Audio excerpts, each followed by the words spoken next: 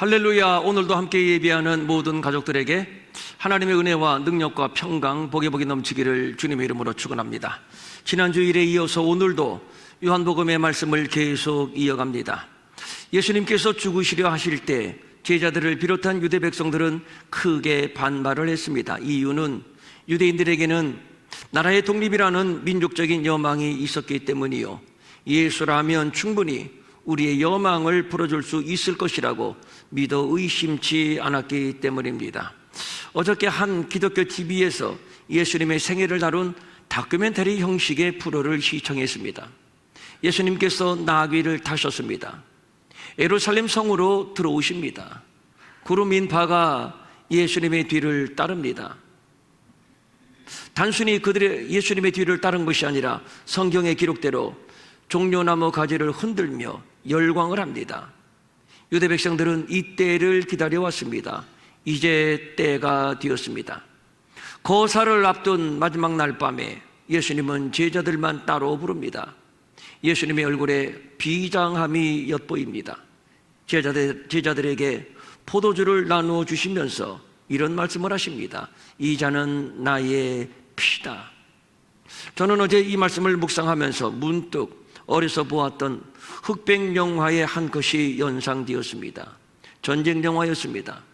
적진에 들어가 임무를 완수해야 하는 작전입니다. 살아서 돌아온다는 보장이 없습니다. 그러나 작전에 성공은 해야 합니다.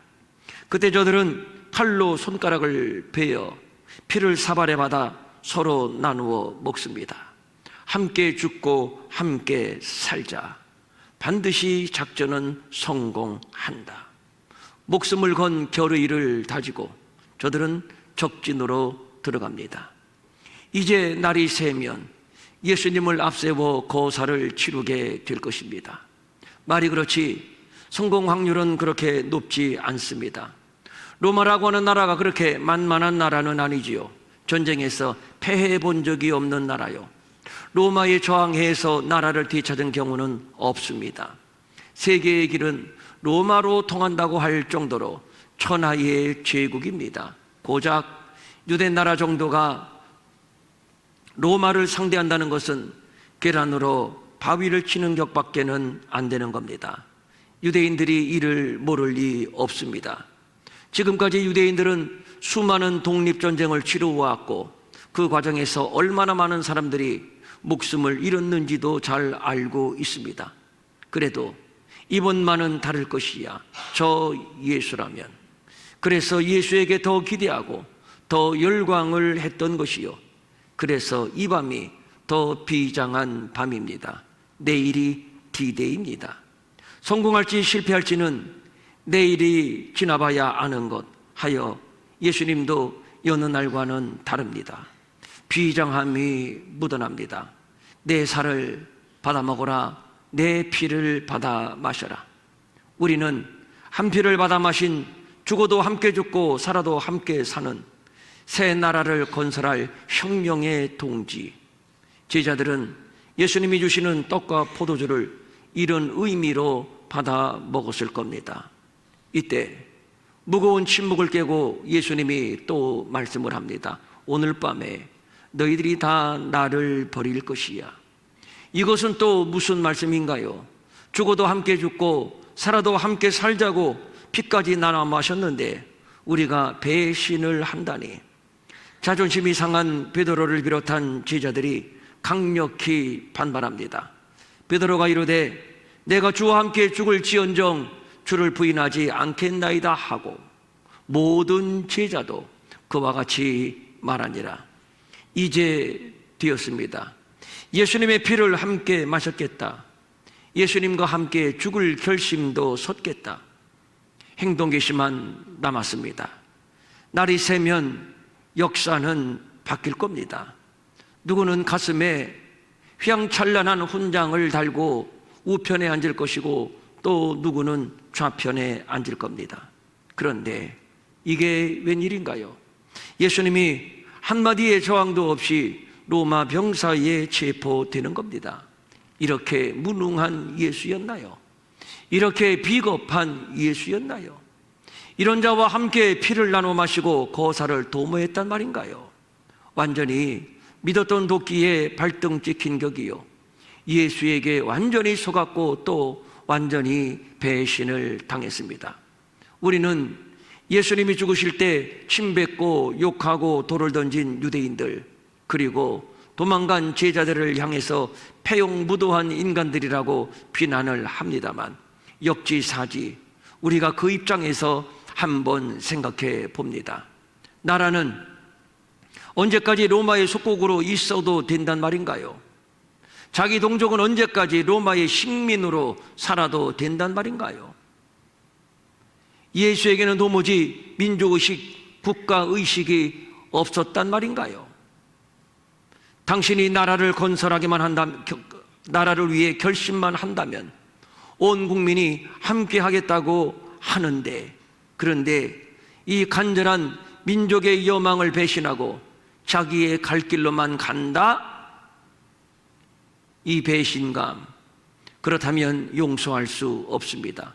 차라리 바라바가 더 낫습니다. 그래서 바라바를 놓아주고 대신에 저 배신자 예수를 십자가에 못 박아라 하여 예수를 십자가에 못 박았던 것인데, 그런데 예수님이 부활하셨습니다. 정말 쇼킹입니다.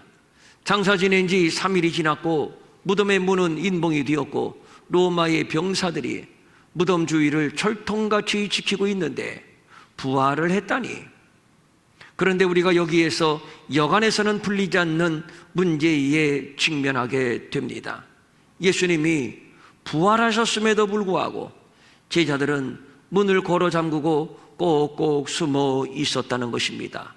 본문을 보니까 유대인들을 두려워하여 모인 곳의 문들을 닫았더니 막달라 마리아와 다수의 여인들이 예수님의 부활을 확인했고, 베드로와 요한은 빈 무덤 안에 직접 들어가서 예수님의 시신이 없어졌음을 확인을 했습니다. 뿐만 아니라 엠마오로 내려가던 2명의 제자들이 부활하신 주님을 만났습니다.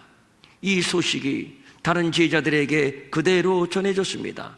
당시의 상황을 성경은 이렇게 기록으로 남겨주고 있습니다. 곧 그때로 일어나 예루살렘에 돌아가 보니 11 제자 및 그들과 함께한 자들이 모여 있어 말하기를 주께서 과연 살아나시고 시몬에게 보이셨다 하는지라.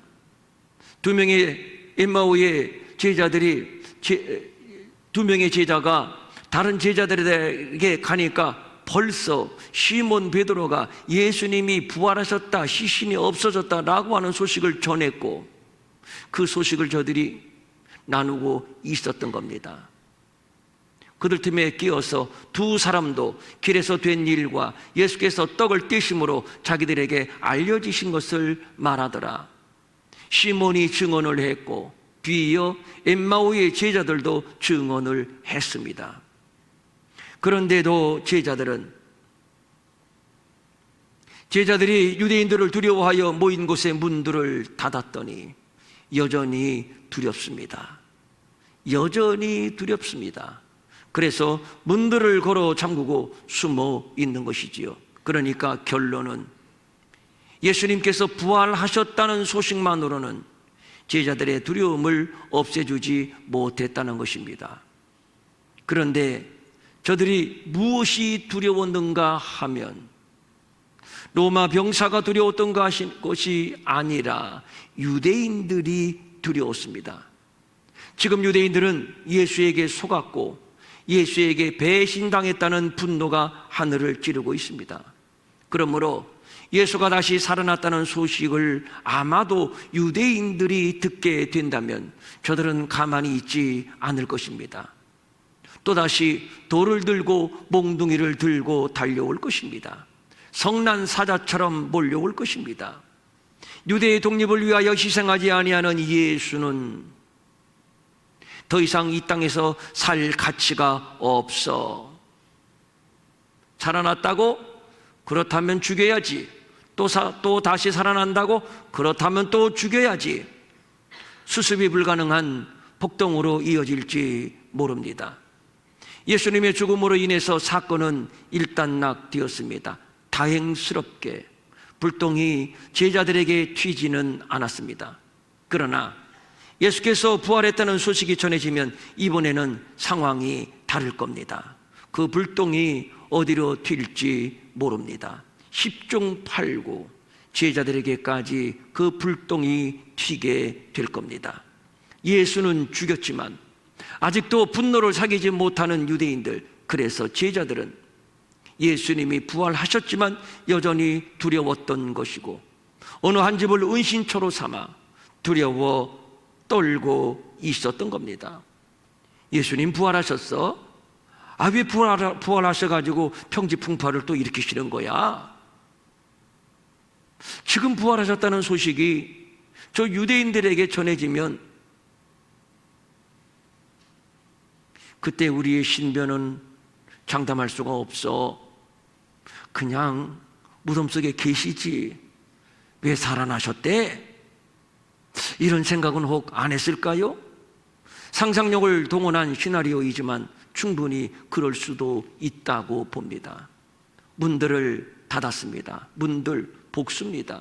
모든 문들은 하나도 남김없이 빗장을 걸었고 못을 박았다는 얘기인데, 그들의 두려움의 상태가 어느 정도였는가를 충분히 가늠할 수 있습니다. 그런데 그 후에 일어난 본문의 사건이 복음입니다. 극도의 두려움에 떨고 있는 현장으로 부활하신 예수님이 들어오셨습니다. 아무도 들어오지 못하도록 빗장을 걸고 못질을 했는데도 말입니다. 어떻게 들어오셨을까요? 저는 이 시간 부활하신 예수님의 몸의 상태, 즉 육의 부활이냐 영체인가, 이것을 말하려고 하는 것이 아닙니다. 말씀드리고 싶은 것은 문들을 걸어 잠그고 누구도 찾을 수 없도록 만반의 장치를 갖추고 숨어있는 제자들, 나름은 가장 완벽하게 숨어버린 제자들, 두려움에 숨이 막히고 심장이 터질 것만 같은 이 밀폐된 공간에 부활하신 예수님이 찾아오셨다는 겁니다. 어떻게 찾아오셨지? 어떻게 이곳에 들어오셨지? 일방적으로 들어오셨습니다. 저는 이것을 말씀드리고 싶은 겁니다. 일방적으로 그냥 뚫고 들어오셨습니다. 의사를 묻고 의사를 타진하지 않으셨습니다. 일방적이라는 말밖에는 달리 표현할 방법이 없습니다. 예수님은 노크를 하시고 안에서 제자들은 예수님이심을 신분 확인하고, 그래서 문을 열어주는 기본적인 절차, 상식적인 예의 정도 모두를 일절 생략하였습니다. 그냥 예수님은 밀고 들어오셨습니다. 그냥 벽을 뚫고 문을 뚫고 그냥 일방적으로 들어오셨습니다. 제자들의 입장에서는 불가항력입니다. 성도님들, 이것이 은혜고 이것이 구원이고 이것이 바로 복음입니다. 일방적인 사랑, 일방적인 은혜, 무조건적인 사랑, 무조건적인 은혜, 이것이 바로 기독교입니다. 태초의 에덴, 태초의 인간에게는 두려움이라고 하는 것이 없었습니다. 하나님이 보시기에 심히 좋았던 세상일 뿐이었습니다. 벌거벗었지만 부끄러움이 없는 세상, 옷을 만들어 입을 필요가 없는 세상, 하나님 앞에 벌거벗은 몸으로 나가도 전혀 추치감이 없는 세상이었습니다. 그리고 마음껏 다스리고 정복하고 충만할 수 있는 복이 있고, 그리고 또 이는 내 뼈 중에 뼈요 살 중에 살이라는 사랑하는 아내가 있습니다. 이런 세상에서 마음껏 누리며 마음껏 기뻐하며 하나님을 예배합니다. 이것이 하나님이 계획하셨던 원래의 세상이요 인간 본래의 모습입니다. 그런데 최초의 인간인 아담이 범죄를 했습니다. 그리고 곧바로 찾아온 것이 바로 두려움이요, 그래서 이 두려움을 감추기 위하여 숨었습니다. 아담과 그의 아내가 여호와 하나님의 낯을 피하여 동산나무 사이에 숨은지라. 신부리 문학에서 낯을 피한다라고 하는 표현은 관계를 아예 끊어버리는 절연을 의미하는 것입니다. 그러니까 아담과 하와는 하나님과의 관계를 완전히 절연해 버리려는 속셈으로 하나님이 찾을 수 없는 깊은 곳으로 도망가 숨어버린 것입니다. 그런 아담을 하나님이 찾아오십니다. 아주 일방적으로 말입니다. 하나님과 더 이상 관계를 맺기 싫어서, 하나님을 더 이상 얼굴을 대하고 마주할 수 없어서 그 두려움 때문에 찾을 수 없는 먼 곳으로 들어가 숨었는데 하나님께서 아담을 찾아오십니다. 아주 일방적으로 말입니다. 아담, 내 사랑하는 아담아, 어디에 있느냐? 그리고 아담에게 죽지 않고 살게 되는 절대적인 하나님의 구원의 방편을 계시하십니다. 바로 여인의 후손으로 오실 하나님의 독생자 예수 그리스도이십니다. 이 예수 그리스도가 죄 지은 인생들, 하나님과 영원히 관계를 끊고 우리가 만든 옷, 우리가 만든 종교로 우리의 세상을 만들어 하나님과 같이 되어보겠다고 숨어버린 이 방종한 인생들, 타락한 인생들을 하나님이 찾아오십니다. 이것은 에덴에서 가죽옷을 가지고 두려움에 떨고 있는 아담을 찾아오신 하나님의 구속사와 똑같은 재현입니다. 하나님의 낯을 피하여 숨어버린 아담, 두려워하는 아담, 떨고 있는 아담, 소망 없는 아담.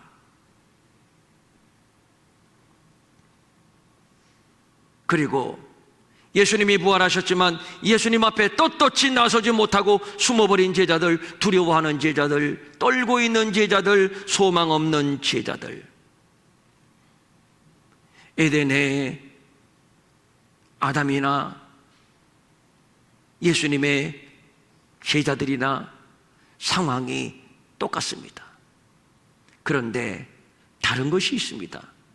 에덴에서는 하나님의 어린 양의 모형인 가죽옷을 가지고 하나님께서 아담을 찾아가셨다면 이제는 어린 양의 실체인 예수 그리스도가 당신이 친히 가죽옷이 되어서 밀폐된 공간을 뚫고 일방적으로 저들을 찾아오셨습니다.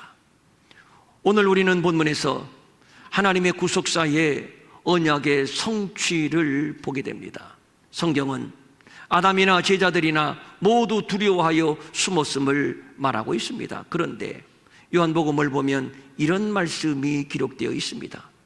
두려워하는 자들과 믿지 아니하는 자들과 그리고 기타 등등 모든 자들은 불과 유황으로 타는 못에 던져지리니 이것이 둘째 사망이라. 마지막 최후의 심판날에 구원받지 못하고 영원한 불과 유황 못에 던짐을 받는 8가지 죄목을 나열하는 가운데 가장 1순위가 바로 두려움입니다. 이해하기 참 어렵습니다. 인간은 연약한 자들이요 이런저런 이유로 해서 늘상 두려움을 가지고 사는 존재들입니다. 그렇지 않나요? 우리 가운데 두려움 없이 사는 자들이 있나요? 저는 단언할 수 있습니다. 한 사람도 없을 겁니다. 자식이 혹시 잘못되지는 않을까? 혹시 지금은 건강하지만 몹쓸 병에 걸리지는 않을까? 사랑하는 사람을 잃어버리지는 않을까? 노후에는 안정되게 살 수 있을까? 지금 아무런 걱정이 없는 사람들까지도 부지 중에 다가올지 모르는 그 불안이 그림자처럼 덮어 있습니다. 그러므로 두려움 없이 사는 사람은 하나도 없다는 것이 정답일 겁니다. 그런데 두려워하는 자들은 구원을 받지 못한다? 둘째 사망, 불과 유황의 심판을 피하지 못한다? 이것이 무슨 얘기인가요? 그렇다면 구원받을 사람은 하나도 없단 말인가요? 사망에는 두 종류의 사망이 있습니다. 첫째는 육체의 사망입니다. 육체로 왔으니, 흙에서 왔으니 흙으로 돌아가는 육체의 사망. 그리고 두 번째 사망, 영원한 심판, 영원한 사망이 있습니다. 육체가 흙에서 왔으니 흙으로 돌아가고, 그리고 우리의 영은 하나님의 심판대 앞에 가서 그야말로 심판을 받게 될 것인데, 그때 영원한 불못 유황의 못에 던짐을 받는 심판을 둘째 사망이라고 합니다. 그렇다면 두려워하는 자들은 둘째 사망을 피하지 못한다? 이 문제를 어떻게 풀어야 할까요? 우선 이 문제를 풀려면 두려움의 실체가 무엇인지를 파악해야 합니다. 아담의 두려움이나 제자들의 두려움의 근원은 죽음입니다. 죽음의 두려움을 이기지 못해 어떻게 하면 죽음을 피해 볼 수 있을까 하여 숨어 있는 것인데, 그런데 이 죽음의 근원적인 원인은 또 무엇일까요?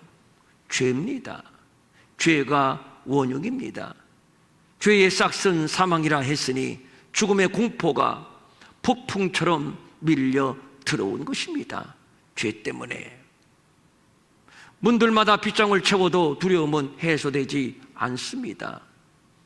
하나님의 낯을 피하여 멀리 도망가 꼭꼭 숨었어도 여전히 두려움이 해소되지 않습니다. 이를 아담이 실토합니다. 내가 두려워하여 숨었나이다.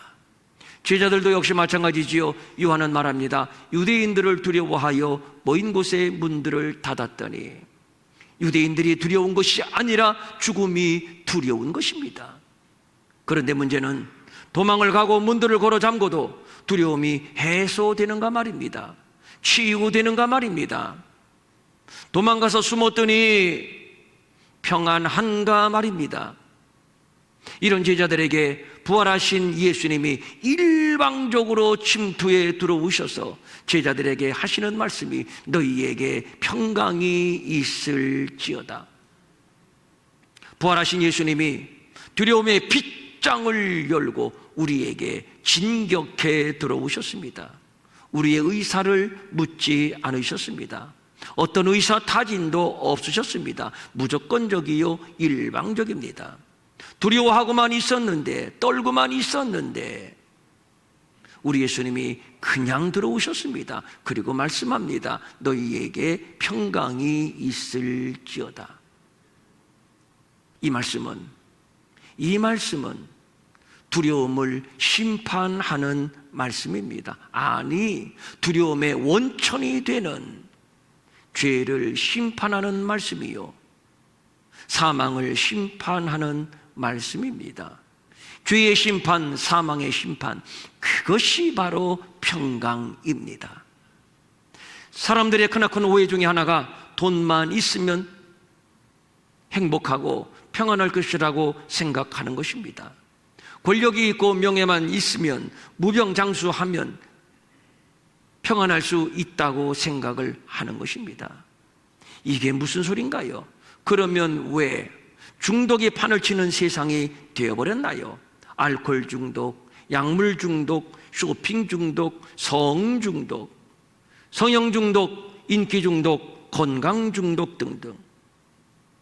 무엇인가 중독되지 않으면 만족할 수 없는 세상. 결국 불안이 원인이요, 결국 두려움이 원인입니다. 파고 들어가면 죄가 원인이요, 그러니까 결국은 죄의 문제인데, 그런데 무지한 인생들은 무엇이 부족하기 때문이라고, 무엇이 채워지지 않았기 때문이라고 자가진단을 내립니다. 그리고 자가 처방을 합니다. 공부를 하자, 돈을 벌자, 권력을 얻자, 멋지게 즐겨보자. 그러나 근원적으로 죄가 해결되지 아니하는 한 두려움과 불안은 우리에게서 절대로 해소되지 않습니다.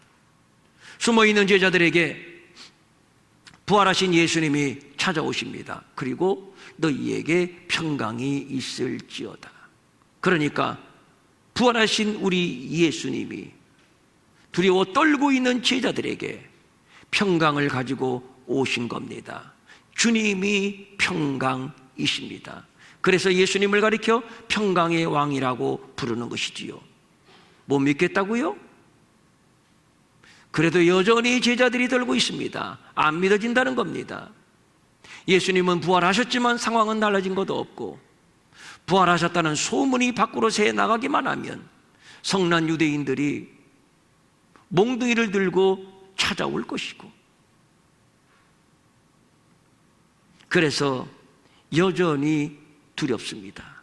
그때 우리 예수님이 저들을 안심시키기 위하여 그 증거를 보여주십니다. 바로 못에 박혔던 손, 창에 찔렸던 옆구리입니다. 이를 제자들에게 보여주십니다. 이것이 바로 예수님이 평강의 원천이요, 우리가 예수님으로부터 평강을 얻는 확실한 증거가 되는 것입니다. 무엇인가요? 에덴 동산에서 아담 대신에 가죽옷을 입혀주시고 두려움과 공포 속에 아담과 하와를 살려주신 그 계시가 바로 예수님을 통해서 완전하게 이루어졌음을 장엄하게 선언하는 겁니다. 죄 지은 아담, 죽게 된 아담, 그래서 도망간 아담, 두려움에 떨고 있는 아담에게 하나님이 찾아가셨습니다. 일방적으로 찾아가셨습니다. 그리고 일방적으로 저들에게 가죽옷을 입혀주셨습니다. 한 번도 살려달라고 애원하지 않으셨는데, 그런데 하나님은 일방적으로 아담을 살려주셨습니다. 그리고 지금 예수님도 에덴에서 하나님이 아담에게 행하셨던 바로 그 방법, 무슨 방법? 일방적인 방법으로 손에 못을 박히고 옆구리를 창에 찔리고 그리고 죽으셨습니다. 누가 죽어달라고 했나요? 예수님, 나를 위해서 좀 죽어주세요. 누가 주님 앞에 가서 호소했나요? 하소연했나요? 요청했나요? 협박을 했나요? 아닙니다. 예수님이 일방적으로, 그리고 예수님은 일방적으로 부활하시고, 그리고 지금 일방적으로 제자들에게 나타나셨고, 그리고 평강을 선언하셨으니, 이를 바울은 이렇게 말합니다. 우리가 아직 죄인 되었을 때에, 우리가 여전히 죽을 운명이었을 때에, 불안과 두려움에서 헤어나오지 못하는 저주받은 인생이었을 때에 그리스도께서 우리를 위하여 죽으심으로 하나님께서 우리에 대한 자기의 사랑을, 일방적인 하나님의 사랑을 확증하셨느니라. 또 말합니다. 우리는 그리스도 안에서 그 은혜의 풍성함을 따라, 어떤 은혜? 일방적인 그 은혜의 풍성함을 따라 그의 피로 말미암아 속량 곧 죄 사함을 받았느니라. 또 말합니다. 너희는 그 은혜에 의하여, 어떤 은혜? 일방적인 은혜, 무조건적인 은혜, 불가항력적인 은혜, 이 은혜에 의하여 믿음으로 말미암아 구원을 받았으니 이것은 너희에게서 난 것이 아니요 하나님의 선물이라. 일방적이고 불가항력적인, 거부할 수 없는 불가항력적인 하나님의 선물이라. 일방적인 은혜, 일방적인 선물, 일방적인 구원, 무엇인가요? 바로 사랑입니다. 특이한 점은 이 말씀을 하시고 손과 옆구리를 제자들에게 보여주셨습니다. 그랬더니 제자들이 주를 보고 어떻게 하더라? 기뻐하더라. 참으로 놀랍습니다. 손과 옆구리에 못자국과 창자국을 보고 나서 비로소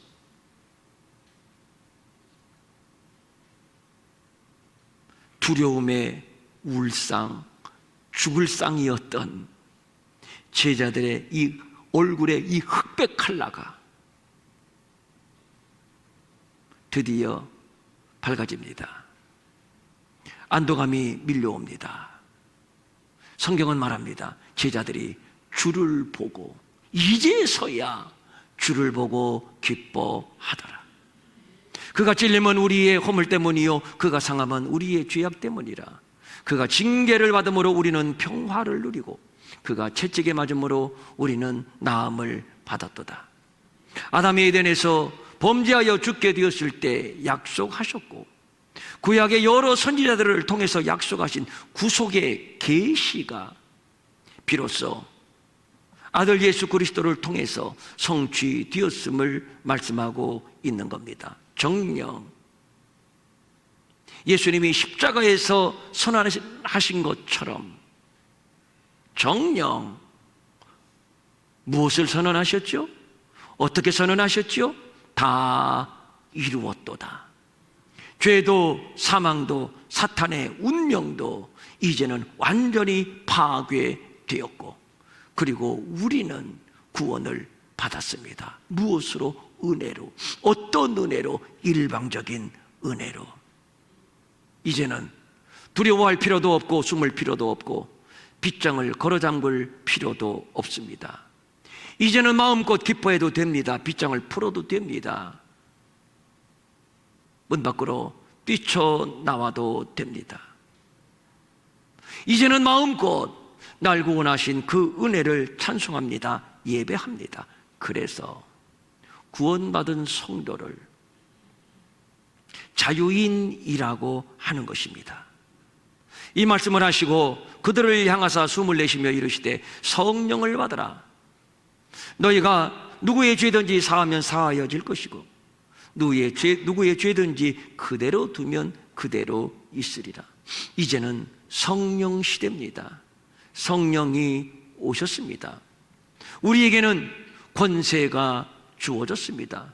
누구도 꺾을 수 없는 권세, 누구도 대적할 수 없는 권세, 영광스러운 하늘의 권세가 우리에게 주어졌으니 놀랍습니다. 누구의 죄든지 사하면 사하여질 것이요 할렐루야. 누구의 죄든지 그대로 두면 그대로 있을 것이다. 바로 이것입니다. 거짓 선지자들의 달콤한 평강 가문이설에 속으면 안 됩니다. 그들이, 여기서 말하는 그들은 거짓 선지자를 말하는 겁니다. 그들이 내 백성의 상처를 가볍게 여기면서 말하기를 괜찮아, 하나님이 평강 주실 거야, 평강 주실 거야, 좋은 세상이 올 거야, 모든 문제는 순식간에 그냥 날아가 버릴 거야, 복 받을 거야, 복 받을 거야, 하나님이 함께 하시오, 도와주시오, 괜찮아.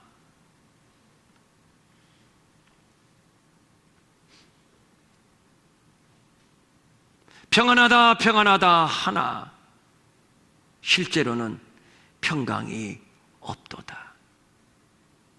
하나님은 오냐 마음씨 좋은 할아버지가 아닙니다. 싸구려 평강을 파는 거짓 선지자에게 속으면 안 됩니다. 하나님은 우리가 평강을 얻을 수 있는 오직 하나의 방법만을 말씀하셨으니 바로 예수 그리스도입니다. 그 손에 못자국과 그 옆구리의 창자국이 바로 그 증거입니다. 그러므로 예수를 그리스도로 고백하는 자만 누리는 것이 바로 평강입니다. 평강은 예수를 그리스도라고 고백하는 자가 누리는 권리입니다. 그 외에 어디에도 평강은 없습니다. 부활하신 주님이 수치와 부끄러움의 빗장을 뚫고 내 안에 깊이 들어오셨습니다. 일방적으로 말입니다. 그리고 아무개야, 너 울고 있구나. 너 가슴 아파하고 있구나. 너 무엇인가 걱정하고 있구나. 두려워하지 마라. 걱정하지 마라. 아무개야, 내 손을 봐. 너를 위하여 찔린 손이야. 내 옆구리를 봐. 너를 위하여 찔린 창자국이야. 바로 너를 위해서 여기에서 물과 피를 다 쏟았어. 아무개야, 내가 너의 구주야. 내가 너의 구주야. 이것을 믿니? 아멘 해보세요. 이것을 믿니? 됐어. 아무개야, 김태정 권사야, 제일 앞에 앉으셨으니까 너에게 평강이 있을지어다. 우석찬 청년이 맨 앞에 앉았는데 이름 불러줘야죠. 왜냐면 어저께 수련회 갔다 왔다가 목사님 얼마나 수고하셨어요 하고 저한테 냉커피를 가지고 왔어. 내 아들 우석찬아, 너에게 평강이 있을지어다. 이것이 바로 은혜입니다. 이것이 바로 주의 백성이 누리는 권리입니다. 모든 사람들이 못 살겠다고 하는 이 아우성하는 세상에 하나님으로부터 주어지는 이 놀라운 평강이 우리를 덮어주시고, 그 평강으로 늘 기뻐하고 그 평강으로 늘 감사하고 늘 평강으로 주님을 예배하는 아름답고 복된 사랑하는 모든 일회의 가족들 될 수 있기를 주님의 이름으로 축원합니다. 아멘. 일어나셔서 412장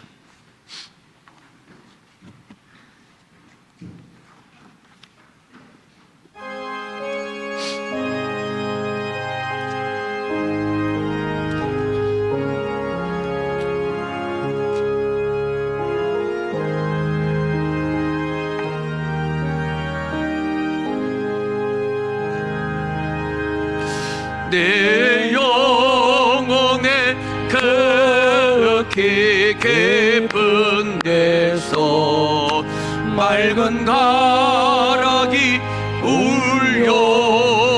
울려난데 하늘 곡조가 언제나 흘러나와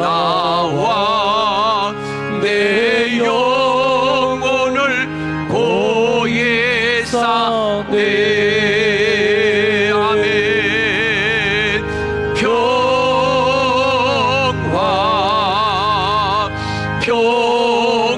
평화로다. 하늘 위에서 내려오네. 그 사랑의 물결이 영원토록 내 영혼을 덮으소서.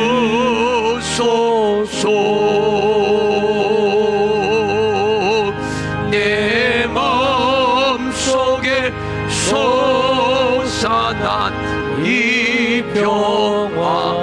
아멘. 깊이 묻힌 보배로다. 아멘. 나의 보화를 캔대로 가져갈 자 그 아무도 없으리라. 아멘.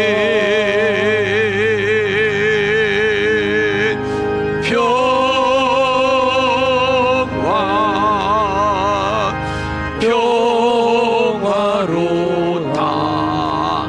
하늘 위에서 내려오네.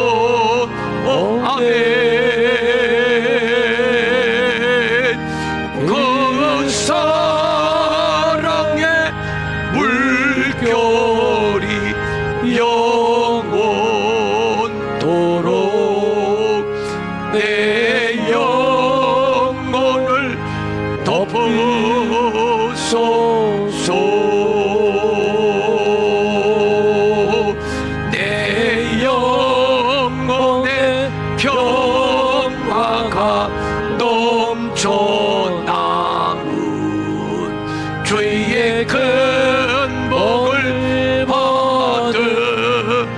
아멘.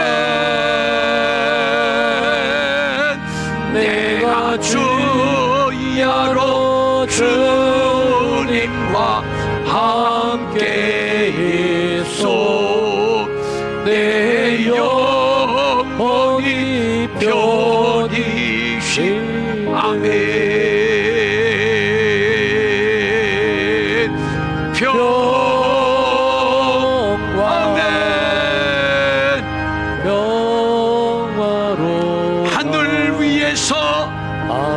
내려오네. 일방적인 하나님의 은혜, 그 사랑의 물결이 영원토록 내 영혼을 덮으소서.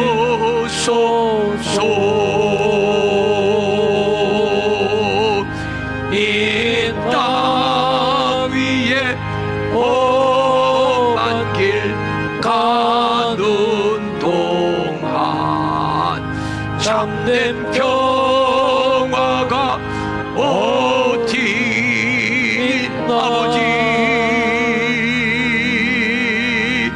우리 모두 다 예수를 친구 삼아 참 평화를 누리네.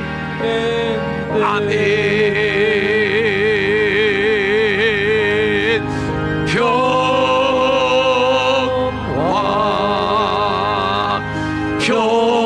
평화로 아멘. 하늘 위에서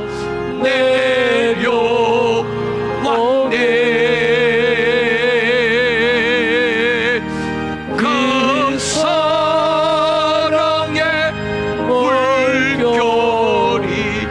영원토록 내 영혼을 덮으소서.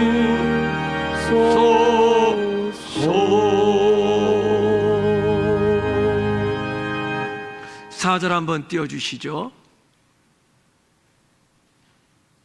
이 땅 위에 험한 길 가는 동안 참된 평화가 어디 있나? 누구한테 여쭤볼까?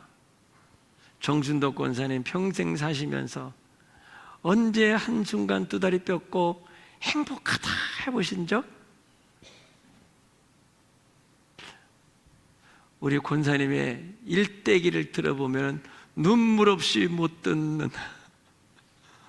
근데 다 그래요. 정말 다 그래요. 어떤 분이 그래, 목사님도 걱정이 있습니까? 나보고 그러는 거야. 목사님도 기도합니까? 왜? 목사님이 무슨 걱정이 있어서 기도하십니까? 나보고 그래요. 목사님이 무슨 걱정이 있어서 기도하십니까? 그래서 제가 아무개 씨는 걱정이 있어요. 걱정이 있죠. 무슨 걱정이? 지금 부도 막아야 되는데 큰일이에요. 그러더라고요. 당신 걱정이 내 걱정이야. 내가 그랬어요. 당신 걱정이 내 걱정이야. 당신 때문에 내가 기도해.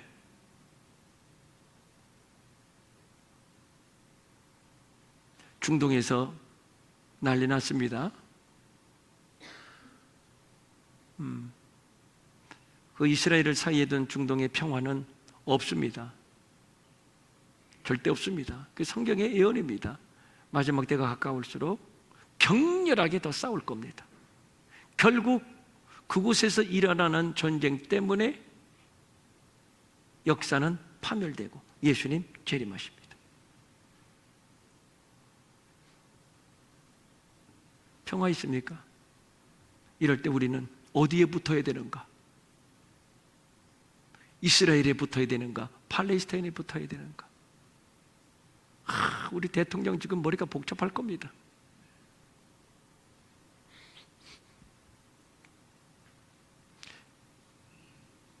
우리 모두 다 예수를 친구 삼아 따라서 하십시오. 참 평화를 누리겠네.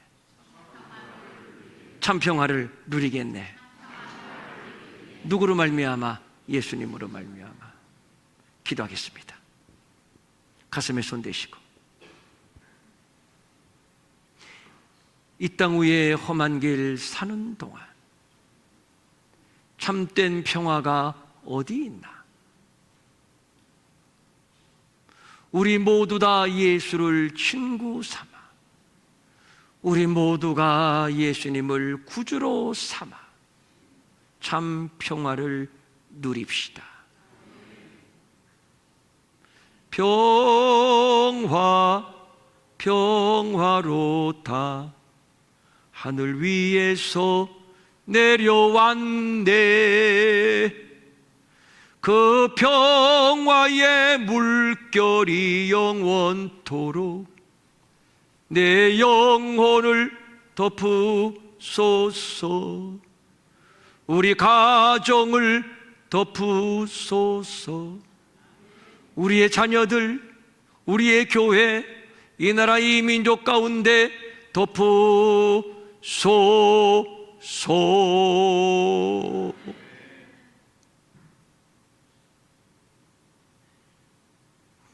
이제 고개를 들고 성전문 나가기 전에 우리 하나님 한 번 더 안수하여 주시고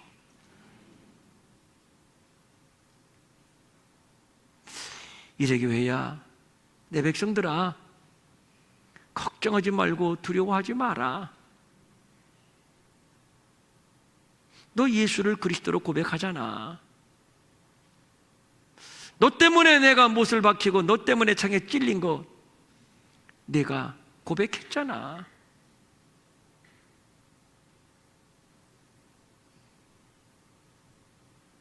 주님이 말씀하십니다. 아무개야, 평강이 있을지어다. 이제 이 평강을 안고 돌아갑니다. 불안과 두려움과 공포 속에 사는 저 세상 가운데 복판으로 들어갑니다. 그러나 우리는 주님이 주시는 이 평강으로 세상을 이기게 하옵소서. 날마다 우리를 도우시는 그 은총을 경험하면서 감사하게 하소서, 기뻐하게 하소서, 신령한 예배자가 되게 하여 주시옵소서. 간절한 소망을 가지고 각종 예물을 주님 앞에 드립니다. 주일헌금, 주정헌금, 11조, 감사헌금, 선교헌금, 장학헌금, 구제헌금, 기타 여러 제목을 적어서 드려진 헌금들, 그리고 주일학교 교사로, 안내로, 주방에서 이 모양 저 모양으로 섬기는 주의 많은 종들이 있습니다. 하늘의 복과 땅의 복을 주시되 특별히 평강으로 넘치는 평강으로 기름을 부어 주시옵소서. 강건하게 하시고 재물의 궁핍이 없도록 필요한 물량 적절히 채워 주시옵시고, 이 무더운 여름 날씨에 각종 전염병으로부터, 무더위로부터 사랑하는 우리 모든 가족들을 지켜 보호해 주시옵소서. 오늘 우리 교회에 새 가족을 보내주셨습니다. 하나님이 콕 집어 우리 일회교회로 발걸음을 옮겨주신 줄로 믿습니다. 최화영님,